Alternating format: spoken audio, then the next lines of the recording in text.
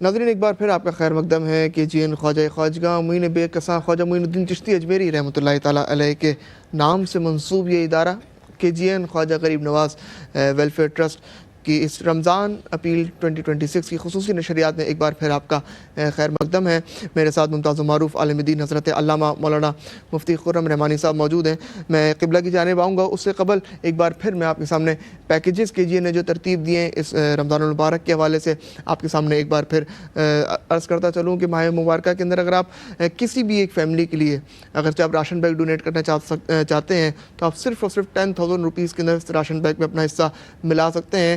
کوئی بھی فیملی 6 سے 8 افراد پر مشتمل اگرچہ کوئی فیملی ہے تو یہ راشن بیگ اتنا وسیع ہے کہ اس فیملی کے لیے پورے ماہ رمضان کے لیے وہ کافی رہے گا۔ اگرچہ آپ اس میں اپنا حصہ ملانا چاہتے ہیں تو آپ صرف اور صرف 10,000 روپیز کے اندر آپ اس میں اپنا حصہ ملا سکتے ہیں۔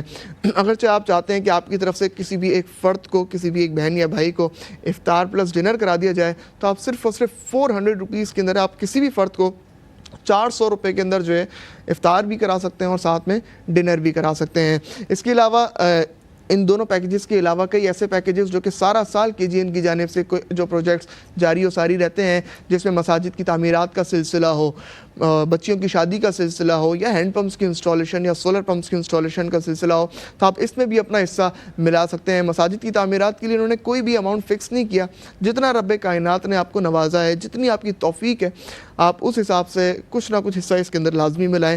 اس کے علاوہ ہینڈ پمپس کی انسٹالیشن اور سولر پمپس کی انسٹالیشن اگر آپ کرانا چاہتے ہیں تو آپ صرف اور صرف 35,000 روپیز کے اندر آپ اس میں بھی اپنا حصہ ملا سکتے ہیں۔ اگرچہ آپ چاہتے ہیں کہ بچیوں کی شادی کے اس پیکیج میں آپ اپنا حصہ ملانا چاہیں تو آپ صرف اور صرف 50,000 روپیز کے اندر اس پیکیج میں بھی اپنا حصہ ملا سکتے ہیں۔ میں قبلہ مفتی صاحب کی جانب آؤں گا۔ مفتی صاحب نے رمضان المبارک کے پیکیجز ذکر کیے۔ اچھا، رمضان المبارک کے اندر جیسے کہ ہر ایک نیکی کا ثواب جو ہے وہ 70 درجے بڑھا دیا جاتا ہے۔ نفلی عبادت فرض کے برابر ہو گئی، فرض کا ثواب جو ہے 70 درجے بڑھا دیا گیا۔ اب ایک شخص جو ہے کہ پورے ماہ کا راشن کسی کے گھر میں ڈلوا رہا ہے، اس کو کیا ثواب ملے گا؟ دیکھیں، ثواب کا جو تعلق ہے بنیادی طور پر وہ تو اللہ سبحانہ و تعالیٰ کے کرم کے ساتھ ہے۔ بالکل۔ ہمارے ساتھ ایک خرابی یہ ہے جس کی طرف میں آپ کی توجہ دلانا چاہوں گا کہ ہم ثواب کو سمجھتے ہی کیا ہیں اصل میں۔ یہ ایک بڑا اہم مسئلہ ہے۔ یعنی جیسے میں کہوں کہ ایک نیکی ملے گی بالفرض، جیسے ہمارے وہاں کہا جاتا ہے بھی یہ کام کیا تو 10 نیکیاں، یہ کام کیا تو 20 نیکیاں، تو ہم اس نیکی کو کیا کنسیڈر کرتے ہیں اور کس چیز سے اس کو مشابہت دے رہے ہوتے ہیں؟ تو لوگوں کے ذہن میں ایک تصور ہے، میں سمجھتا ہوں کہ شاید مادیت پرستی کی وجہ سے یہ ایک سوچ پروان چڑھ رہی ہے کہ وہ سمجھتے ہیں کہ ایک نیکی is equal to I think 1 روپیہ، استغفر اللہ العظیم، 10 نیکی تو شاید کوئی 10 روپے اور 100 نیکی تو شاید کوئی 100 روپے کے برابر۔ تو ایسا ہرگز نہیں ہے۔ ایک نیکی 1 روپیہ نہیں ہے۔ ایک نیکی کتنی بڑی اور کتنی عظیم ہے۔ پہلی بات تو یہ کہ اس کو ناپنے اور جانچنے کے لیے کوئی ایسا پیمانہ نہیں ہے کہ آپ اس کو جو ہے وہ فزیکلی کچھ آپ اس کو بتا سکیں۔ بالکل۔ لیکن رسول اللہ صلی اللہ علیہ وسلم کی حدیث شریف سے ہمیں ایک بات پتہ چلتی ہے کہ حضور جان دو عالم صلی اللہ تعالیٰ علیہ وسلم نے ارشاد فرمایا کہ جب کوئی کسی مسلمان کے جنازے میں شرکت کرتا ہے تو اسے جو ہے 1 قیرات اجر ملتا ہے۔ اچھا۔ اور اگر وہ جنازے کے ساتھ ساتھ اس کی تدفین میں بھی شرکت کرے اور تدفین کر کے واپسی لوٹے تو اسے 2 قیرات اجر ملتا ہے۔ اچھا، قیرات جو ہے وہ ایک وزن ناپنے کا ایک پیمانہ ہے، سونے وغیرہ کا وزن ناپا جاتا ہے، اس سے قیرات کہتے ہیں۔ تو حضور نے پوچھا ان سے صحابہ کرام سے کہ تمہیں پتہ ہے قیرات کیا ہے؟ تو چونکہ وہ تصور ہے نا کہ بھی اس چیز کے وزن ناپنے کا اس کو اس طرح ہوگا، اتنا کوئی چھوٹی سی چیز ہوگی۔ انہوں نے کہا کہ یا رسول اللہ، صحابہ کو تو طریقہ تھا اللہ و رسول عالم، اللہ اس کا رسول بہتر جانتے ہیں۔ بے شک۔ پیارے آقا نے فرمایا 1 قیرات احد پہاڑ کے برابر ہے۔ اللہ اکبر، اللہ احد پہاڑ کے برابر۔ کتنا بڑا پہاڑ، 9 کلومیٹر لمبا پہاڑ ہے وہ۔ بالکل۔ اتنا بڑا پہاڑ تو کتنا وزنی ہوگا، مطلب اس کی جسامت دیکھے تو اتنا وسیع ہے کہ ایک نگاہ میں پورا پہاڑ نہیں سما پاتا، اتنا وسیع پہاڑ ہے وہ۔ پھر اس کا وزن کتنا ہوگا؟ کہا 1 قیرات احد پہاڑ کے برابر ہے۔ اللہ اکبر۔ تو نیکی کا تصور کیا ہے ہمارے نزدیک نا، تو ایک بڑا اس کانسیپٹ کو کلیئر کرنا ضروری ہے کہ یہ دنیا کی کسی بھی چیز سے آپ اس نیکی کو جانچ اور ماپ نہیں سکتے، اس کو کمپیریزن نہیں کر سکتے۔ دوسری چیز یہ، اس نیکی کی اہمیت کا اگر اندازہ آپ کو لگانا ہے تو حدیث شریف کے اندر حضور نے فرمایا کہ جو آخرت میں حساب و کتاب ہے، میزان ہے، قرآن کے اندر بھی اس کا ذکر ہے کہ فَأَمَّا مَنْ ثَقُلَتْ مَوَازِينُهُ فَهُوَ فِي عِيشَةٍ رَاضِيَةٍ وَأَمَّا مَنْ خَفَّتْ مَوَازِينُهُ فَأُمُّهُ هَاوِيَةٌ کہ جن کے نام اعمال نیکیوں سے بھاری ہوں گے وہ پھر اپنی من چاہی جگہ پہ رہیں گے، راضیۃ مرضیہ والی کیفیت میں رہیں گے، اور جن کے میزان ہلکے ہوں گے یعنی نیکیاں نہیں ہوں گی تو وہ کیا ہوگا، ان کا ٹھکانہ پھر ہاویہ ہے۔ وہ ہاویہ کیا کہا ہے؟ جہنم کا ایک گڑھا ہے وہ۔ اللہ اکبر، اللہ اکبر۔ تو حضور نے فرمایا کہ اس وقت ایک نیکی ایسی ہوگی کہ بندہ ڈھونڈ رہا ہوگا کہ میرے نام اعمال میں صرف ایک نیکی کی کمی آ رہی ہے، ایک نیکی اگر مجھے مل جائے نا تو میرا معاملہ بالکل بدل سکتا ہے اور میں جنت کی طرف جا سکتا ہوں۔ اللہ اکبر۔ تو فضائل درود پاک کے اندر یہ روایت جو ہے منقول ہے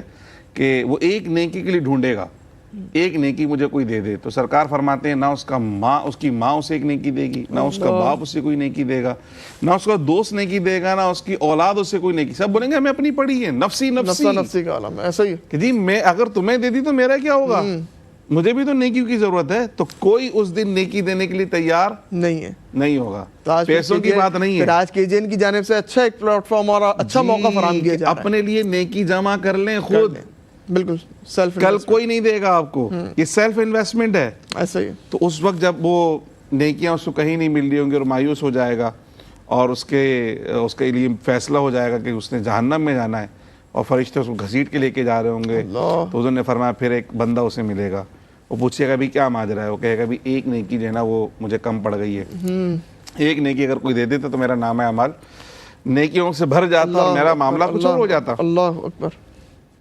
تو وہ بندہ اسے لے کر جائے گا، کہ اس کو فرشتوں سے کہے گا بھی ایک موقع اس کو اور دے دیتے ہیں، اللہ، پھر نیکیاں تو لی جائیں گی، تو نیکیوں کا وزن کم ہوگا، گناہوں کا وزن زیادہ ہوگا، تو وہ جو شخصیت ہے وہ ایک پرچی نکال کر اس کی نیکیوں کے پلڑے میں رکھے گی، اس کی نیکیوں کا پلڑا بھاری ہو جائے گا۔ اللہ، جب نیکیاں زیادہ ہوں گی تو فیصلہ تبدیل، جنت میں چلے جاؤ۔ تو وہ نیکی کیا ہے جو اس کے کام آ گئی وہاں پر برکت کے لیے ہم بتا رہے ہیں کہ وہ جو نیکی ہے وہ رسول اللہ پہ درود پاک پڑھنا ہے۔ سبحان اللہ، سبحان کہ اس نے نام اعمال کے وزن کو اس کے بڑھا دیا ہے۔ بالکل اسی طریقے سے اس دنیا میں چھوٹی چھوٹی نیکیاں جو ہے نا وہ ہمیں نہیں سمجھ میں آ رہی ہوتی کہ کتنی عظیم ہے اور کتنی بڑی، اور آخرت میں ہمارے نام اعمال میں کیا کچھ یہ بینیفٹس کی صورت میں آ سکتی ہے۔ تو میں سمجھتا ہوں کہ آخرت کا جو بینیفٹ ہے اس کو دیکھا جائے، دنیا کا مال ہونے کی فکر نہ کی جائے، آخرت کے بینیفٹ کو دیکھا جائے۔ رب کائنات نے ہمیں اپنی ذات سے خرچ کرنے کو کچھ نہیں کہا، تو رب نے ہمیں نوازا اور کہا کہ بھائی سال میں ایک دفعہ 2.5% ڈال دو۔ بالکل ہے، یہ پورے قرآن مجید میں بڑا پیارا آپ نے نقطہ دیا اور بڑی پیاری چیز ہم اپنے ناظرین سے شیئر کریں گے۔ قرآن مجید کا اگر ہم مطالعہ کریں تو قرآن مجید میں جہاں کہیں انفاق کا حکم ہے، یعنی خرچ کرنے کا، کہ اللہ پاک نے حکم دیا ہے کہ ایک ایمان والو تم اللہ کے نام میں خرچ کرو، تو کہیں بھی یہ نہیں فرمایا اللہ پاک نے کہ بھئی جو تمہارا مال ہے، جو تم نے جو جمع کیا ہے، جو تمہاری بڑی محنت کا مال ہے، اس میں سے تم خرچ کرو، بلکہ اللہ پاک نے بڑا پیارا ایک کلمہ میں پیشات کرنا، فرمایا انفقوا مما رزقناکم، اس میں سے خرچ کرو جو ہم نے تمہیں دیا ہے۔ اللہ، کیا بات ہے، کیا بات ہے، اس میں سے خرچ کرو جو ہم نے تمہیں دیا۔ پر سوچے کہ بھائی مجھے پاس جو کچھ بھی ہے، میرے پاس جو کچھ مجھے ملا ہے وہ کس کی طرف سے ملا ہے؟ وہ اللہ سبحانہ وتعالیٰ کی بارگاہ سے ملا۔ یعنی میں جب اس دنیا میں آیا تھا تو اس دنیا میں آتے وقت میرے جسم پہ تو لباس بھی نہیں تھا، میں تو بے لباس اس دنیا میں آیا۔ کیا بات ہے، آج بہترین لباس ہے اور پھر کپڑوں کی جیب ہے اور جیب کے اندر پیسے ہیں اور جناب والا مختلف کارڈز میرے پاس موجود ہیں، ٹرانزیکشنز میں کر سکتا ہوں، بہترین قسم کا موبائل فون میرے پاس ہے، گاڑی ہے یا گھر ہے، جو کچھ بھی ہے یہ سب اللہ ہی کا دیا ہوتا ہے، سب رب کا ہے۔ تو اللہ کریم نے فرمایا جو ہم نے تمہیں دیا نا اس میں سے خرچ کرو، اور وہ بھی 2.5%۔ اب بندہ خود سوچنے پہ آ جائے کہ میرے پاس جو کچھ ہے وہ رب کا دیا ہوا ہے، تو اس کی مہربانی ہے، وہ سب بھی مانگ لے، بے شک وہ سب بھی مانگ لے تو میں انکار کر سکتا ہوں؟ یہ تو اس کی کرم نوازی، سب نہیں مانگ رہا، میں تو تھوڑا سا دو۔ اب میں ایک مثال کے ذریعے اگر سمجھاؤں تو ہمارے دوستوں کو سمجھ میں آئے گی۔ بھائی میں نے کہیں جاب کی، اس جاب کی صورت میں بینیفٹس ملے، مجھے کمپنی نے گاڑی بھی دی، مجھے یہ بھی دیا، مجھے گھر بھی دیا، سب کچھ دیا۔ اب جب میری جاب ختم ہوگی مجھے گاڑی واپسی کرو، گھر واپسی کرو، یہ چیز واپسی کرو، تو جو کچھ دیا تھا سارا کا سارا لے لے گا وہ تو بہت پیاری جس نے دیا تھا وہ سارا کا سارا۔ بھائی آپ کی نوکری نہیں ہے، آپ ساری چیزیں کیا کریں؟ واپس سارا پروٹوکول واپسی کریں آپ، اور رب کی مہربانی دیکھیں کہ وہ مالک بنا کر دے رہا ہے اور سارا کا سارا واپسی نہیں لے کہا کہ نہیں ہم سب ہمیں چاہیے نہیں, ہم تو بے نیاز ہیں, تھوڑا سا دو. اور پھر اس سے بڑھ کر کرم نوازی دیکھیں کہ اگر ہم دے دیں اور وہ قبول کر لے تو بڑی بات ہے, بہت بڑی بات بڑی بات ہے. ایسا ہی ہے. یہ تو بندگی ہے کہ وہ بے نیاز ہمارا دیا وہ مال قبول کر لے, اس کی کرم نوازی ہے. بے شک. لیکن وہ کیا فرماتا ہے, تم جب دو گے نا تو میں تمہیں پلٹا کر ڈبل کر کے واپسی کروں. کیا بات ہے, کیا بات ہے. قرآن مجید میں اللہ پاک نے فرمایا 2.5% مانگا اور اس کا بھی پھر ڈبل کر کے. من ذا الذی یقرض اللہ قرضا حسنا فیضاعفہ لہ اضعافا کثیرہ. کون ہے جو اللہ کو قرض حسنا دے؟ ارے اللہ کو قرض کی کیا ضرورت پڑی, وہ تو مالک الملک ہے, بالکل سارے خزانوں کا مالک وہی ہے, بلکہ وہ تو عطا کرنے والا ہے. تو اس کی مخلوق پہ جب خرچ کرتے ہیں تو اللہ فرماتا ہے میری مخلوق کو جو تم دے رہے ہو نا یہ مجھے قرضہ دے رہے ہو. یہ نہ دیکھو کہ سامنے بندہ موجود ہے, اس بندے کو تم نے دیا, اس بندے کو کھلایا, اس بندے کو روزہ کھلایا, نہیں, یہ دیکھو کس کی محبت میں دیا ہے, کس کے کہنے پہ دیا ہے. وہ بات بھی یاد آئی مجھے کہ اللہ تبارک و تعالیٰ نے کہا کہ بھائی میں بھوکا تھا, تم نے مجھے کھانا نہیں کھلایا, میں پیاسا تھا, پانی نہیں پلایا تھا, بیمار تھا, آیا تھا. بندہ بولے گا مولا تو بھوکا ہو نہیں سکتا, بالکل پیاسا ہو ہی نہیں سکتا. تو رب کریم فرمایا کہ میرا فلاں بندہ بھوکا تھا, تو نے اس کو کھانا نہیں کھلایا. اللہ اکبر. تو اللہ کو اس کی مخلوق کے پاس پاؤ گے. تو جب ہم اللہ کی مخلوق کو نہیں دیکھو کہ اس مخلوق کو کھلا رہا ہوں, بلکہ دیکھو میں اللہ کے ساتھ معاملہ کر رہا ہوں. بالکل. کس کی محبت میں کھلا رہا ہوں؟ اللہ کی محبت میں. تو رب کریم نے وعدہ فرمایا کہ تم مجھے قرض حسنہ دے رہے ہو, بندے کو نہیں دیکھو. اس سے احسان مند بھی نہیں رہنا کہ وہ تمہارا احسان ہے, بلکہ دیکھو میں وعدہ کرتا ہوں کیا, فَيُضَاعِفَهُ لَهُ أَضْعَافًا كَثِيرًا, کہ جو مجھے دے گا پھر مجھ سے پلٹاؤں گا, واپسی کروں گا. اور کیسے کروں گا؟ بڑھا چڑھا کر واپسی کروں گا. اور کلمہ بھی کون سا استعمال کیا؟ قرض کا. بندے آپس میں قرض لیں, فرمایا نہیں, اضافے کی اجازت نہیں, حرام ہے, اضافہ نہیں کر سکتے. لیکن جب رب کو دیا, اس کی شان کریمی کو اس نے قرض کہا, وگرنہ بولتے تم پہ لازم ہے کرو. کیا بات ہے, بالکل ایسا ہی. مجھ سے کس بات کی جزا مانگتے ہو؟ میں قبول کر لوں تو میرا شکریہ ادا کرو کہ مولا تو نے قبول کر لیا ہے. لیکن میں اپنی شان کریمی کے متعلق تمہیں صدا دیتا ہوں کہ اگر تم میری محبت میں میرے بندوں پر خرچ کرو گے تو رب کریم تمہیں بڑھا چڑھا کر واپسی کرے گا. فَيُضَاعِفَهُ لَهُ أَضْعَافًا كَثِيرًا. تو ہمیں کتنی نیکی ملے گی ہم شمار ہی نہیں کر سکتے. بہت خوب. ہمارے وہم و گمان میں نہیں ہے, مطلب کوئی کیلکولیٹر ایسا بنا ہی نہیں ہے کہ جو ہمیں بتا سکے کہ ولید بھائی آپ کی آخرت کی انویسٹمنٹ اتنی ہو گئی ہے. مطلب میں اگر کاؤنٹ کروں نا 1000 نیکی مثال کے طور پہ سمجھانے کے لیے, تو وہ 1000 نیکی کی ورتھ کتنی ہے کچھ بھی نہیں, دنیا کا کوئی کیلکولیٹر نہیں بتا سکتا کہ اس کی ورتھ, اس کی مالیت کتنی ہے. جتنا انویسٹ کر لیں وہ کم ہے. اور یہ سنہری مواقع ہیں ناظرین محترم کہ ماہ رمضان المبارک کی آمد, یہ سنہری مواقع ہیں. جیسا ہم نے پہلے بھی عرض کیا کہ نیکیوں کے بونسز کا موقع ہے. ہم دنیا کے اندر اوور ٹائمز کر رہے ہوتے ہیں کہ ہمیں کسی طرح سے بونس مل جائے, تو یہ رمضان المبارک بونسز حاصل کرنے کا مہینہ ہے. اس مواقعوں کو میری آپ سے ریکویسٹ ہے کہ آپ ان مواقعوں کو بالکل بھی ضائع نہ کریں. بروز محشر جیسے کہ مفتی صاحب نے بھی فرمایا کہ ہر شخص جو ہے وہ ایک نیکی کے لیے ترس رہا ہوگا کہ کوئی مجھے ایک نیکی دے دے, لیکن کوئی نہیں دیتا. تو آج یہ موقع, یہ پلیٹ فارم کے جی این جو سجائے بیٹھے ہیں, اور کے جی این کی جانب سے آپ کو صدا دی جا رہی ہے کہ اس خیر خیر کے اندر جو کچھ نہ کچھ, جتنا رب کائنات نے آپ کو نوازا ہے, جتنی آپ کی استطاعت ہے, کچھ نہ کچھ آپ حسب توفیق آپ کسی نہ کسی بھی مد کے اندر, زکوٰۃ کی مد میں یا صدقات کی مد میں, فطرے کی مد میں, اور یہ جتنے بھی پیکیجز یہاں پہ ترتیب دیا, آپ کسی بھی مد میں آپ انویسٹ کر سکتے ہیں نیکی کی صورت کے اندر, کیونکہ اس کا صلہ یہاں پہ تو نہیں ملنا, بروز محشر اس کا صلہ یقینی طور کے اوپر ملنا ہے. ثناء رسول صلی اللہ تعالیٰ علیہ وسلم بھائی محترم احمد رضا صابری صاحب موجود ہیں, میں ایک بار پھر آپ کی جانب آؤں گا, کلام شامل کریں گے.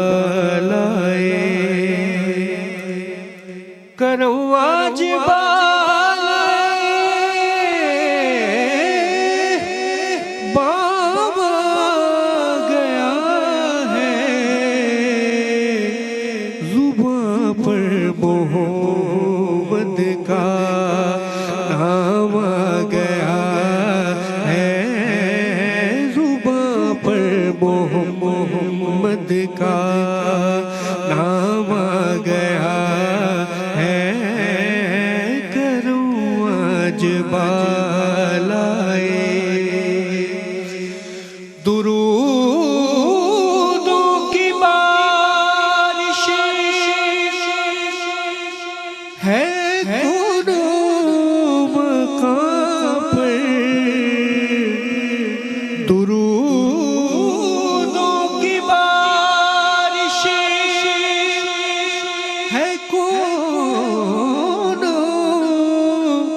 مقام پر کہ آ جاؤں بیا کا امام آ گیا ہے کہ آ جاؤں بیا کا امام آ گیا ہے کروں آج بالائے میرے پاس کچھ بھی نہ تھا روز محشر میرے پاس کچھ بھی نہ تھا روز محشر بس نبی کا وسیلہ ہی کام آ گیا ہے نبی کا وسیلہ ہی کام آ گیا ہے نبی کا وسیلہ ہی مجھے مل گئی ہے دونوں عالم کی شاہی مجھے مل گئی ہے دو عالم کی شاہی میرا ان کے منگے تو میں نام آ گیا ہے میرا ان کے منگے تو میں نام آ گیا ہے زباں پر محمد کا مزہ جب ہے سرکار محشر میں کہہ دے مزہ جب ہے سرکار محشر میں کہہ دے کہ وہ دیکھو ہمارا غلام آ گیا ہے وہ دیکھو ہمارا غلام آ گیا ہے وہ دیکھو ہمارا چراغ ہوا بس میں ہستی میں خالد چراغ ہوا بس میں ہستی میں خالد نگاہوں میں حسین تمام آ گیا ہے نگاہوں میں حسین تمام آ گیا ہے کروں آج بالائے بام آ گیا ہے زباں پر محمد کا نام آ گیا ہے کروں آج بالائے سبحان اللہ گنہگار پہ رحمت ہزار آپ سے ہے گنہگار پہ رحمت ہزار آپ سے ہے کریم مجھ پہ بھی پروردگار آپ سے ہے خطا کے بدلے عطا بے شمار آپ سے ہے حضور میری تو ساری بہار آپ سے ہے حضور میری تو ساری بہار آپ سے ہے میں بے قرار تھا میرا قرار آپ سے ہے میں بے قرار تھا میرا قرار آپ سے ہے میرا خمیر ہی کرتا مجھے ملامت ہے یہ کس کے صدقے مجرم ابھی سلامت ہے ڈرا رہی یہ پرسشیں کہ قیامت ہے سیاہ کار ہوں آقا بڑی ندامت ہے سیاہ کار ہوں آقا بڑی ندامت ہے قسم خدا کی یہ میرا وقار آپ سے ہے قسم خدا کی یہ میرا وقار آپ سے ہے، نہ بندگی کا زینہ، نہ کوئی عز و نیاز، کہاں میں اور کہاں ان کا لطف دراز، عطا ہو مجھ کو بھی ثنا کا راز، میری تو ہستی ہی کیا ہے میرے غریب نواز، میری تو ہستی ہی کیا ہے میری غریب نواز، جو مل رہا ہے مجھے یہ سارا پیار آپ سے ہے، بس حضور میری تو ساری بہار آپ سے ہے، میں بے قرار تھا میرا قرار آپ سے ہے۔ بھائی محترم احمد رضا صابری صاحب بہت ہی خوبصورت انداز میں کریم آقا علیہ السلام کی بارگاہ میں اپنی عقیدتیں پیش کرنے کی سعادت حاصل کر رہے تھے۔ ناظرین محترم، plate form KGN Khwaja Gharib نواز ویلفیئر ٹرسٹ کی خصوصی رمضان اپیل 2026 اس وقت جاری و ساری ہے۔ آپ ARYQ TV پہ اس وقت پوری دنیا میں ہمیں ملاحظہ فرما رہے ہیں۔ ناظرین محترم، جیسا کہ ہم نے پہلے بھی عرض کیا کہ ڈے 1 سے KGN کا مشن صرف ایک ہی ہے، اور وہ ہے کہ ان لوگوں کی مدد کرنا، ان لوگوں تک پہنچنا کہ جو غریب ہیں، مسکین ہیں، یتیم ہیں، بیوہ عورتیں ہیں، ایسے سفید پوش لوگ ہیں جو کبھی کسی کے آگے ہاتھ نہیں پھیلاتے۔ ناظرین محترم، یہ تمام وہ طبقات ہیں جو ضروریات زندگی کی اشیاء سے محروم ہیں یقینی طور کے اوپر، اور یہ وہ لوگ ہیں، خاص طور پہ سفید پوش طبقے کی اگر ہم بات کریں، وہ اپنے ضروریات زندگی کو ترک کر لیتا ہے، ہمیشہ ترک کرتا ہے، لیکن کبھی کسی کے آگے ہاتھ نہیں پھیلاتا۔ ہم نے پہلے مفتی صاحب کے ساتھ بھی ابھی گفتگو کے اندر بھی عرض کیا کہ آپ سوچیں کہ وہ اس باپ کے اوپر کیا گزرتی ہوگی جس کا بیٹا اس سے کہے کہ اے بابا جان کہ ماہ رمضان المبارک آنے والا ہے، ہمارے گھر بھی دسترخوان سجے گا، ہمارے گھر بھی افطار کی یہ نعمتیں موجود ہوں گی، سحری کے اندر یہ لوازمات موجود ہوں گی، یہ نعمتیں موجود ہوں گی۔ اس باپ نے اس بچے سے تو حامی بھر لی، اس سے تو وعدہ کر لیا، لیکن ہمیں اور آپ کو سوچنے کی ضرورت ہے، کیا اب تک ہم لوگوں نے اس باپ کے بارے میں سوچا ہے؟ کیا اب تک ہم لوگوں نے سوچا ہے کہ ہاں بھی اس باپ تک ہم لوگوں نے ضروریات زندگی کی اشیاء کو مہیا کرنا ہے؟ کیا ہم نے اب تک سوچا ہے کہ اس کا بھی گھر کا دسترخوان جو ہم نے سجانا ہے، افطار کا دسترخوان سجانا ہے، جس طرح ہمارے اور آپ کے گھروں میں افطار کا دسترخوان سجا ہوگا، طرح طرح کی نعمتیں موجود ہوں گی، کیا ہم نے ان لوگوں کے لیے سوچا ہے کہ ان کا دسترخوان اس وقت خالی پڑا ہوگا، ان کے دسترخوان کے اوپر بھی وہ نعمتیں موجود ہوں؟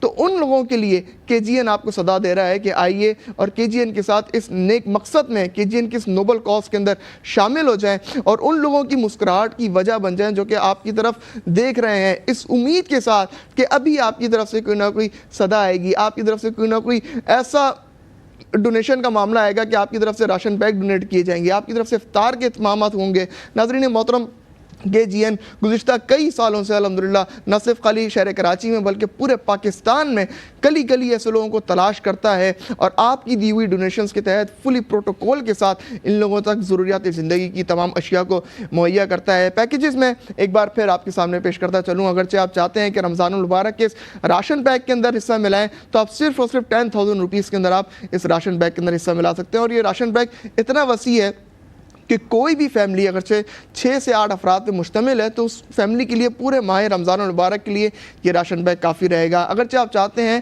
کہ آپ کی طرف سے کسی بھی ایک فرد کو، کسی بھی ایک بہن یا بھائی کو روزہ افطار کرایا جائے اور اس کے ساتھ کھانا بھی کھلایا جائے، افطار پلس ڈنر کے نام سے یہ دونوں چیزوں کو مرج کر کے KGN کی جانب سے پیکیج ترتیب کیا ہے، اور جس کی اماؤنٹ صرف اور صرف 400 روپیز ہے، صرف اور صرف 400 روپے کے اندر آپ اس پیکیج میں بھی اپنا حصہ ملا سکتے ہیں۔ اس 400 روپے کے اندر آپ کی طرف سے کسی بھی ایک فرد کو، کسی بھی ایک بہن یا بھائی کو جو روزہ افطار کرایا جائے گا، اس کو کھانا کھلایا جائے گا، تو صرف اور صرف 400 روپے کے اندر آپ اس میں اپنا حصہ ملا سکتے ہیں۔ اس کے علاوہ ہینڈ پمپس کی انسٹالیشن کا ہم نے ذکر کیا، ہینڈ پمپس کی انسٹالیشن، سولر پمپس کی انسٹالیشن اگر آپ کرانا چاہتے ہیں تو آپ صرف اور صرف 35,000 روپیز کے اندر آپ اس میں بھی اپنا حصہ ملا سکتے ہیں۔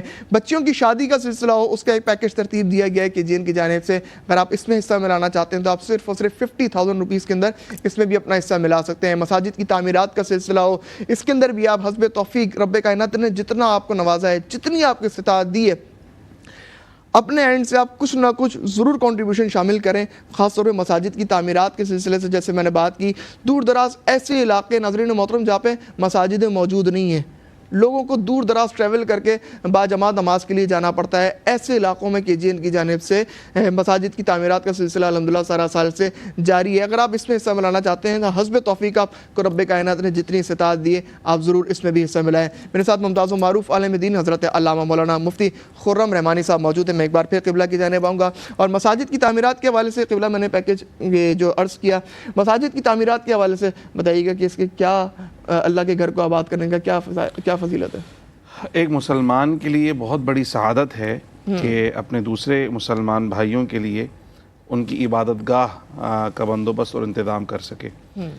حضور جان دو عالم صلی اللہ تعالیٰ علیہ وسلم نے ایک حدیث مبارکہ میں اس کی فضیلت کو یوں بیان فرمایا کہ جو کوئی شخص ایک مسجد تعمیر کرتا ہے اللہ کے لیے، تو اللہ تو گھر سے پاک ہے، اللہ کو تو کسی جگہ کی ضرورت نہیں ہے، یہ تو عبادت کے لیے ہے.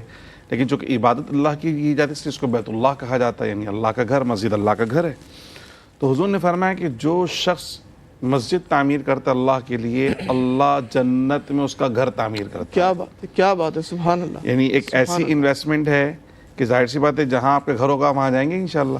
کیا بات ہے. تو یہاں اگر میں نے کہیں کوئی پلاٹ لیا ہوتا ہے تو مہینے 6 مہینے 8 مہینے میں چکر لگاتا ہوں خالی زمین کو دیکھنے، بالکل جہاں کوئی بھی فیسلٹی میسر نہیں ہے. اور جنت میں تو ایک ایسی عرف و اعلیٰ جگہ ہے کہ دنیا و مافیہ کی تمام دولت بھی خرچ کر لیں نا تو سرکار نے فرمایا کہ جنت کا ایک کوڑے کے برابر حصہ، یعنی کوڑا جتنی جگہ میں آتا ہے اتنا حصہ بھی دنیا و مافیہ سے بہتر ہے. یعنی کوئی چیز اس کا جو ہے نا وہ قیمت بن ہی نہیں سکتی ہے. تو وہ آپ کو کہاں مل رہا ہے؟ وہاں پر جنت میں کیا بات، ایک گھر مل رہا ہے. کس چیز کے بدلے میں؟ کہ دنیا میں آپ نے ایک مسجد تعمیر کی تھی. تو انشاءاللہ جنت میں جانے والا عمل کرنا چاہیے. یہاں مسجد بنائیں گے تو اللہ سبحانہ و تعالیٰ کے حبیب کی طرف سے وعدہ ہے کہ جنت میں آپ کا گھر بنے گا. دوسری چیز ہمیں نظر آتی ہے کہ مسجد میں کیا ہوتا ہے جی، نماز پڑھی جا رہی ہے، قرآن پاک کی تلاوت ہو رہی ہے، نوافل ہو رہے ہیں، اعتکاف کیا جا رہا ہے. تو یہ ایک ایسا صدقہ جاریہ ہے کہ جتنی عبادات اس مسجد شریف میں کی جائیں گی وہاں تو وہ عبادت کر رہے ہیں، اپنا ثواب کما رہے ہیں عبادت کرنے والے، لیکن ان سب کے برابر ثواب اس شخص کو ملے گا جس نے مسجد تعمیر کروائی. کیا بات ہے، ان سب کے برابر. واہ، کتنے سجدے ہو رہے ہیں، اللہ اکبر، کتنی قرآن پڑھا جا رہا ہے، کتنی تسبیحات پڑھی جا رہی ہیں، کتنی دعائیں ہو رہی ہیں، کتنی مناجات ہو رہی ہیں. تو اس بنانے والے کو بھی نہیں پتا کہ کتنا وہاں پر سارا عبادات کا سلسلہ جاری و ساری ہے. پھر وہاں بچے قرآن پاک پڑھ رہے ہیں. تو یہ سارا نیکیوں کا ایک ایسا مطلب انکاؤنٹیبل ایک ایسا سسٹم اور میکینزم ہے کہ آپ ایک دفعہ شیئر شامل کرتے ہیں تو آپ ہمیشہ کے ثواب میں آپ شامل ہو جاتے ہیں. تیسری چیز ہمیں نظر آتی ہے اس معاملے کے اندر کہ حضور جان دو عالم صلی اللہ علیہ وسلم کا فرمان ہے ایک حدیث شریف کے اندر. حضور نے فرمایا کہ جب بندہ مر جاتا ہے تو اپنے لیے وہ کچھ نہیں کر سکتا چونکہ وہ تو قبر میں چلا گیا. بالکل ایسا ہی ہے. لیکن 3 کام ایسے ہیں جس کا بینیفٹ، ثواب، اجر، فائدہ، جس نام سے بھی آپ تعبیر کرنا چاہیں، اس کو مرنے کے بعد ملتا رہتا ہے. کیا بات ہے، کیا بات ہے. واہ، یعنی قبر کے اندر وہ سلسلہ اس کا چل رہا ہے، نیکیوں کا میٹر بند نہیں ہو اس کا، اپنے لیے خود کر نہیں سکتا. لیکن 3 کام ایسے ہیں جو دنیا میں اپنے لیے وہ تو بند ہو گئی لیکن نیکی کا میٹر چلتا ہے. دیکھیں نا، میں نے اگر کسی فیکٹری میں کسی کاروبار میں انویسٹمنٹ کی تھی، مر گیا، وہ انویسٹمنٹ ہے میرے کام نہیں آنے والی، حقیقت ہے، میرے ورثہ کے لیے کام آئے گی. اگر میرے پیچھے کسی کو چھوڑا ہے میں نے، بہت سے ایسے لوگ ان کے پیچھے کوئی ہوتا ہی نہیں ہے، وہ سارا مال و دولت دنیا میں چھوڑ کے چلے جاتے ہیں. ایسا ہی ہے. لیکن جس نے یہ 3 کام کی تو فرمایا اس کا ثواب مرنے کے بعد سے ملے گا. اپنی زندگی میں کرنا لیکن یہ کام، کیا بات، مرنے کے بعد تمنا نہیں کرنا کوئی اور کرے گا. اس میں سے ایک حضور نے فرمایا وہ علم نافع، نفع پہنچانے والا علم. کیا بات ہے. جس استاد نے شاگرد کو سکھایا، شاگرد نے اپنے شاگرد کو سکھایا، اس نے اپنے شاگرد کو سکھایا. اس طرح جب تک یہ علم سیکھنے سکھانے کا سلسلہ چلتا رہے گا، جتنے اس میں استاد بنے ان سب کو اس کا ثواب پہنچتا رہے گا. کیا بات ہے. یعنی اگر میرے استادوں سے اوپر 100 ٹیچرز تھے یا 1000 ٹیچرز تھے تو میں اگر ایک سپارہ پڑھتا ہوں نا تو سپارے کا ثواب صرف مجھے نہیں مل رہا، وہ جو اوپر پوری چین ہے 100 ٹیچرز کی، 1000 ٹیچرز کی، ان سب تک وہ ثواب پہنچ رہا ہے. کیا بات، ان سب تک وہ ثواب پہنچ رہا ہے. تو اب اندازہ لگا کتنا بڑا میکینزم ہے ثواب پہنچانے کا. تو اگر ہم کنٹریبیوشن کر دیں واہ جی واہ ایسے کسی کام کے اندر کہ جناب والا یہ ثواب تو رکنے کا نام ہی نہیں لے رہا اور مزید بڑھتا ہی چلا جا رہا ہے، اس میں اتنا ملٹی پلائی ہے کہ آپ سمجھیں کہ ختم ہی نہیں ہو رہا. ایسا ہی ہے. سیکنڈ چیز حضور نے فرمایا کہ صدقہ جاریہ، یعنی کوئی ایسا مسلمانوں کی بھلائی کا کام کر جاؤ کہ لوگ اس سے تمہارے مرنے کے بعد بھی نفع اٹھاتے رہیں، فائدہ اٹھاتے رہیں.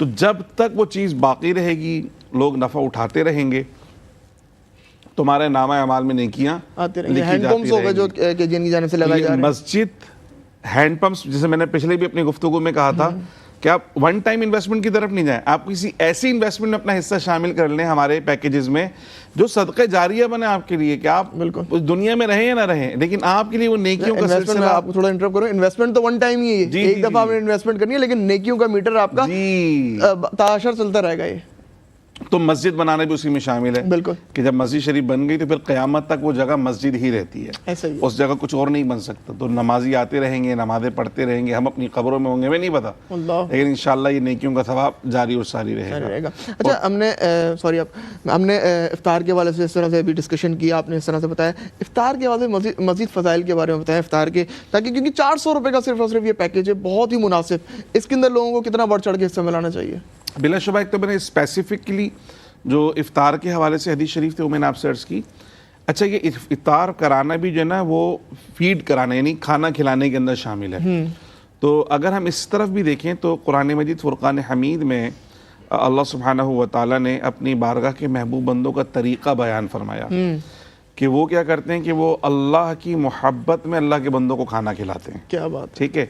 تو قرآن مجید میں بھی خانوادے کا ذکر نہیں کر رہا, میں صرف واقعہ بتا رہا ہوں تاکہ وہ لوگوں خود بخود مطلب لوگوں کے دل کہیں گے کہ کون سا خانوادہ ہے جس نے یہ مبارک اور ایک عظیم کام سر انجام دیا. تو قرآن مجید کی سورۃ الدہر ہے 28ویں پارے 29ویں سپارے کے اندر, اسے سورۃ الانسان بھی کہا جاتا ہے. اس میں ہے کہ وَيُطْعِمُونَ الطَّعَامَ عَلَى حُبِّهِ مِسْكِينًا وَيَتِيمًا وَأَسِيرًا, کہ جو کھانا کھلاتے ہیں اس کی محبت میں مسکین کو, یتیم کو اور اسیر کو. تو اس مبارک خاندان نے روزہ رکھا, اور روزہ رکھنے کے بعد جب افطار کا وقت آیا, افطار کا سامان موجود ہے, روزے سے متعلق چیز ہے, افطار کا سامان موجود ہے, دروازے پہ دستک ہوئی, کہا کون کا ایک مسکین کچھ کھانے کو نہیں ہے, اگر مجھے کچھ عطا کر دیں. تو انہوں نے بولا کہ ہم بھی بھوکے ہیں, دن بھر سے روزہ رکھا, ہم افطار کریں گے تمہیں دے دیں. جو اپنے لیے سامان تیار کیا تھا وہ سارا اس کو دے دیا. کیا بات. اگلے دن پھر روزہ رکھا, پھر جب روزہ رکھا پھر افطار کا وقت آیا, دروازے پہ دستک ہوئی, پوچھا کون, کہا یتیم ہوں اللہ, اور کھانے کو کچھ نہیں ہے, کئی دن کا فاقہ ہے, تو کچھ عطا کر دیں. تو اپنے لیے جو تیار کیا تھا وہ عطا کر دیا, انہوں عطا کر دیا. پھر ایک دروازے پہ دستک ہوئی, کون, کا اسیر ہوں, قیدی ہوں, آج ہی چھوٹا ہوں, گھر بار کچھ بھی نہیں ہے اور کئی دنوں سے بھوکا ہوں, تو اگر کچھ عطا کر دیا جائے. تو تیسرے دن بھی روزہ ہے, 3 دن سے مسلسل بھوکے ہیں, نہ سحری ہے نہ افطار, مسلسل روزے رکھے جا رہے ہیں, اور ماتھے پہ شکن تک نہیں ہے. کیا بات کہ بھائی ہمیں بھی کھانے دو, ہم نہیں کھائیں, کیا دے دیا. کیا بات ہے. کس کو دیا؟ مسکین کو, یتیم کو, اسیر کو دیا. یہ ایک فعل ہے اس مبارک خاندان کا. اور پھر جب اس خاندان کی ملاقات رسول اللہ صلی اللہ علیہ وسلم سے, سرکار مسکرا رہے ہیں, تم نے وہ کام کیا ہے کہ اللہ نے اس کو قرآن میں یادگار بنا دیا ہے, اب تمہارے اس فعل کی یاد منائی جا رہی ہے, اور قیامت تک قرآن پڑھنے والے اس مبارک واقعے کو یاد کریں گے. مبارک خاندان, مبارک گھرانہ کون ہے؟ رسول اللہ کا گھرانہ ہے. کیا بات ہے. سیدہ خاتون جنت کا گھرانہ ہے, مولا علی مشکل کشا کا گھرانہ ہے. یہ مبارک ہستیاں ہمیں سکھا رہی ہیں ایسا ہی کہ دیکھو ہم خود بھوکے ہیں, خود ہمارا روزہ ہے, افطار کرنا ہمارا بھی حق ہے, لیکن جب کوئی اللہ کے نام پہ مانگ لے نا تو پھر ہم اپنی ذات کو چھوڑ دیتے ہیں اور اللہ کے نام پہ ہم سب کچھ قربان کرنے کے لیے تیار ہیں. تو وہ اللہ پاک نے خود قرآن میں کہا کہ دیکھو یتیم بدلے میں کچھ نہیں دے سکتا, مسکین بدلے میں کچھ نہیں دے سکتا, اسیر بدلے میں کچھ نہیں دے سکتا. انہوں نے ان پہ خرچ کیا جو بدلہ دے ہی نہیں سکتے, مطلب ظاہری طور پہ بدلہ نہیں دے سکتے. ہم تو پھر بھی خرچ کر کے کچھ نہ کچھ ہوتا ہے نا کہ بھی ہمیں کوئی نہ کوئی بینیفٹ ملے گا, وہاں پہ خرچ کرتے ہیں. تو کہا انہوں نے تو وہاں خرچ کیا جہاں سے کوئی بینیفٹ ملنے کی امید بھی نہیں ہے, مطلب نیت بالکل خالص, کہ اللہ خود قرآن میں کہہ رہا ہے جو دلوں کا حال جانتا ہے وہ کہہ رہا ہے وَيُطْعِمُونَ الطَّعَامَ عَلَى حُبِّهِ, جو کھانا کھلاتے ہیں اس کی محبت میں, مسکین کو, یتیم کو, اسیر کو. اور کیا کہتے ہیں, اِنَّمَا نُطْعِمُكُمْ لِوَجْهِ اللَّهِ, سبحان اللہ. بھئی ہم نے تمہیں جو کھلایا وہ فقط اللہ کے لیے کھلایا, اللہ ہم سے راضی ہو جائے. دیکھیں نا, یہ وہ لوگ تھے جن کو امید بھی نہیں تھی, جیسا آپ نے عرض کیا. اچھا, اب آپ دیکھیں رمضان المبارک کی ہم یہ نشریات کر رہے ہیں. اچھا, کچھ لوگ جو وہ انتظار کرتے ہیں کہ بھئی رمضان المبارک آئے گا تو ہی ہم کسی کی مدد کریں گے. کہ جی این نے الحمدللہ پلیٹ فارم سیٹ کیا کہ وہ بھئی ابھی سے, جیسا کہ ہم نے عرض کیا کہ ہم نے اور آپ نے اپنے گھروں میں تیاری شروع کر دی, ٹھیک ہے نا. کے جی این نے پلیٹ فارم جو ہے وہ رمضان المبارک کے لیے سجایا ہے ماہ شعبان کے اندر, تاکہ وہ لوگ بھی جو ہے رمضان سے پہلے اپنے گھروں میں تمام اشیاء وہ کر لیں. تو آپ یہ دیکھیں کہ ان لوگوں کے لیے میں بات کروں گا کہ جو کہ اپنے گھروں میں رمضان کا انتظار کر رہے ہیں کہ رمضان کے اندر وہ کریں گے. تو آپ بتائیں نا کتنا ضروری ہے کہ ابھی سے اس چیز کو, کیونکہ ہم نیکیوں کے وہ لالچ کے اندر ہے کہ رمضان المبارک کے اندر بھائی ایک نیکی کا ثواب جو 70 درجے بڑھا دیا جائے گا. تو کیا ماہ شعبان کے اندر اگر آج کوئی یہ ڈونیشن کرتا ہے اس نیت سے کہ میں رمضان المبارک کی نیت سے کر رہا ہوں, تو اس کے لیے کیا اجر و ثواب ہے؟ بلا شبہ ایسے ہی ہے. میں نے پھر کہوں گا اپنے تمام دیکھنے والوں اور سننے والوں کو میں سمجھانا چاہوں گا کہ دیکھو رمضان کے اندر بھی نیکی کا ثواب کون بڑھاتا ہے؟ اللہ. بے شک. اور اللہ سبحانہ و تعالیٰ جو ہے قرآن مجید میں اللہ پاک نے بار بار فرمایا ہے کہ تم اللہ کی محبت میں خرچ کرنا سیکھو. یہ دن بھی اللہ کے ہیں, یہ راتیں بھی اللہ کی, یہ مہینے بھی اللہ کے. بے شک. اللہ کو تو تمہاری نیت ہے, نیت دیکھنی ہے. رسول اللہ کا بھی فرمان ہے کہ ان اللہ تعالی لا ينظر الى صورکم ولا الى اجسادکم ولکن ينظر الى قلوبکم والى نیاتکم. اللہ نہ تو تمہارے چہرے دیکھتا ہے نہ تمہارے جسم کو دیکھتا ہے, اللہ تمہاری نیتوں کو دیکھتا ہے, اللہ تمہارے دلوں کو دیکھتا ہے. تو اگر کسی کی نیت شعبان میں ہی ہے رمضان کی تیاری کرنے کی, تو یہ رسول اللہ کی سنت ہے. کیا بات ہے, واہ. حضرت سیدنا سلمان فارسی رضی اللہ تعالیٰ عنہ سے حدیث جو مروی ہے, اس میں آپ نے یہ فرمایا کہ حضور نے ماہ شعبان کے آخر میں استقبال رمضان کا خطبہ دیا ہے. سبحان اللہ. کہ لوگوں رمضان آنے والا ہے, تیاری ابھی سے کرو. واہ واہ. وہ جو ہم نے شروع میں کہا تھا کہ روزہ دار کا روزہ کھلوانے کی فضیلت حضور نے کب بیان کی؟ شعبان میں ہی بیان کی تھی. کیا بات کہ رمضان آنے والا ہے, ابھی سے تیاری کرو. تو پری رمضان تیاری کرنا اور اس تیاری کی ترغیب دینا یہ رسول اللہ کی سنت سے میں نظر آتا ہے. بالکل. تو رمضان آنے کا انتظار نہ کریں, بلکہ ابھی سے رمضان کی خاطر خرچ کرنا شروع کریں, تو یقیناً وہ ثواب وہ فائدہ جو رمضان میں ملنے والا ہے رب کریم آج بھی دینے پر قادر ہے. بے شک بے شک. دوسری چیز اللہ کریم نے ہمیں بار بار قرآن میں اس بات کی طرف اشارہ فرمایا کہ یا ایھا الذین آمنوا انفقوا مما رزقناکم من قبل ان یأتی احدکم الموت. اے ایمان والو, اللہ کی راہ میں خرچ کرو قبل اس کے کہ تمہیں موت آ جائے. اللہ اکبر اللہ اکبر. جب موت آئے گی یعنی سکرات کی جب کیفیت طاری ہو گئی, تو بندہ کیا بولے گا؟ ربی لولا اخرتنی الی اجل قریب. اے میرے مولا مجھے تھوڑی سی مہلت دے دے, بس تھوڑا سا ٹائم مل جائے, فاصدق, میں سارا مال صدقہ کر دیتا ہوں, واکن من الصالحین, اور صالحین میں شامل ہو جاتا ہوں. فرما نہیں, لن یؤخر اللہ نفسا اذا جاء اجلها. جب وقت آخر آ گیا تب کوئی مہلت ملنے والی نہیں ہے. تو بھائی رمضان کا انتظار نہ کریں, ابھی سانسیں باقی ہیں, ابھی ہاتھوں میں طاقت اور توانائی ہے, ابھی اسی لمحے فیصلہ کریں خرچ کرنے کا. آنے والا دن, آنے والا کل, آنے والی سانس کا کچھ نہیں پتا. بالکل ایسے ہی. دعا تو ہم سب کر رہے ہیں کہ اللہ پاک ہمیں رمضان دکھائے, لیکن رمضان کی تیاری آج ہی کریں گے, رمضان تک پہنچیں گے بھی اس میں گارنٹی ہے, کس کو کیا پتا. بالکل. تو نیکی آج کرنی ہے اور اپنے ہاتھوں سے کرنی ہے, اس امید میں نہیں کہ میرے مرنے کے بعد میرے ورثہ کریں گے, کوئی نہیں کرے گا. آپ نے جو نیکی کر دی اپنے لیے وہی آپ کے کام آنے والی ہے. تو ہم ان تمام بھائیوں اور بہنوں کو ہم یہ اپیل کریں گے ان سے جو رمضان آنے کا انتظار کر رہے ہیں, بس سمجھیں رمضان آ ہی گیا. بالکل. اور آپ جو آج تیاری کر رہے ہیں وہ رمضان کی ہی کر رہے ہیں. بالکل. تو اس بارے میں فکر مند نہ ہو کہ اس وقت ثواب زیادہ ملے گا یا آج ثواب کم ملے گا, ایسا ہرگز نہیں ہے. ثواب دینے والی ذات اللہ سبحانہ و تعالیٰ کی اچھی نیت کے ساتھ, خلوص نیت کے ساتھ, اللہ کو راضی کرنے کی نیت کے ساتھ دیں گے. تو اللہ پاک نے تو ویسے ہی فرمایا کہ اللہ پاک جب ثواب دینے پہ آتا ہے واللہ یضاعف لمن یشاء, وہ جس کے لیے چاہتا ہے وہ اتنا بڑھا دیتا ہے کہ شمار نہیں کر سکتے. واللہ واسع علیم, بڑا وسیع ہے. کیا بات ہے. بے شک. کوئی اس کی وسعتوں کا اندازہ نہیں لگا سکتا. ایسا ہی ہے. اس سے پہلے بھی عرض کی تھی کہ ضعافا کثیرا, بڑھا چڑھا کر واپسی کرنے کا اللہ نے وعدہ کیا. کیا بات ہے. کیا بات. تو ہم تو اس کی رحمتوں برکتوں کا اندازہ ہی نہیں لگا سکتے.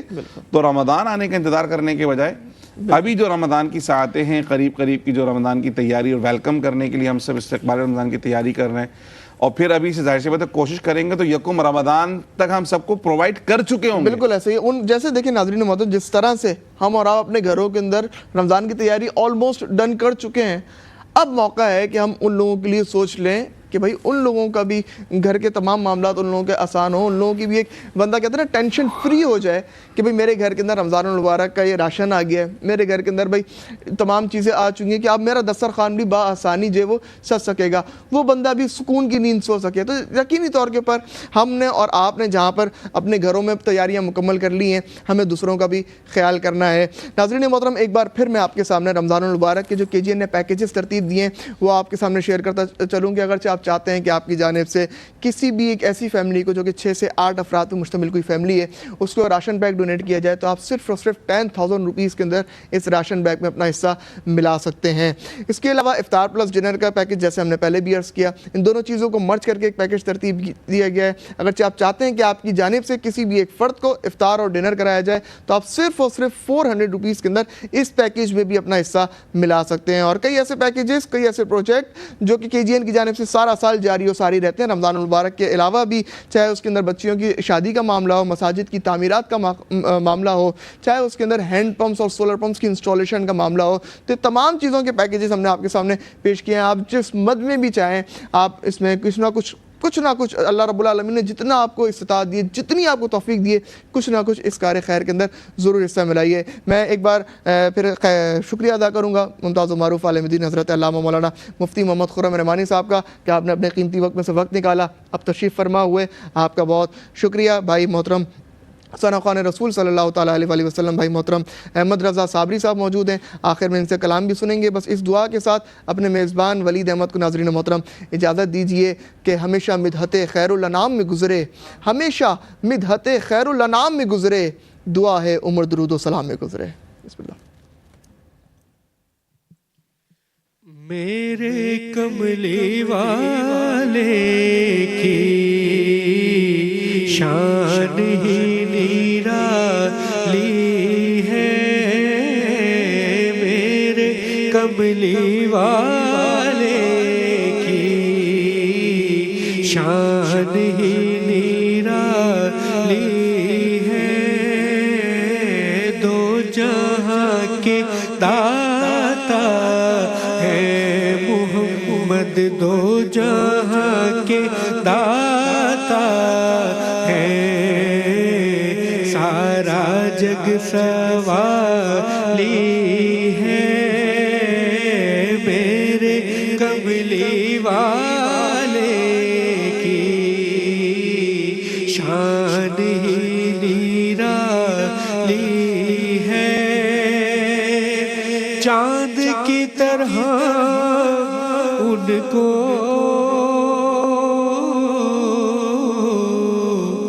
ہم کہیں تو مجرم ہے، چاند کی طرح ان کو ہم کہیں تو مجرم ہے، کیونکہ ان کی چوکھٹ پر چاند خود سوالی ہے، کیونکہ ان کی چوکھٹ پر کیونکہ ان کی چوکھٹ پر چاند خود سوالی ہے، ہم گناہ گاروں کو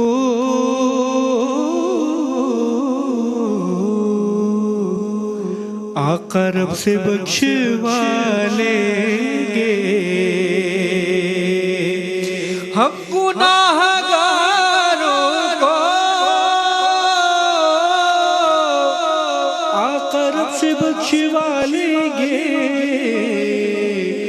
ان کے رب نے کب ان کی کوئی بات ٹالی ہے، ان کے رب نے کب ان کی کوئی بات ٹالی ہے، میرے کملی والے کی شان ہی نرالی ہے، اور وہ بلال حبشی ہو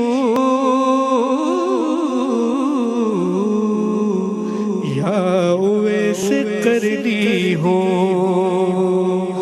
وہ بلال حبشی ہو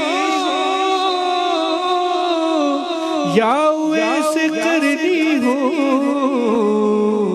ان پہ مرنے والوں کی ہے ادا نرالی ہے، ان پہ مرنے والوں کی ہے ادا نرالی، ان کی شان ہی نرالی ہے۔ دھوپ ٹھنڈی ٹھنڈی ہے،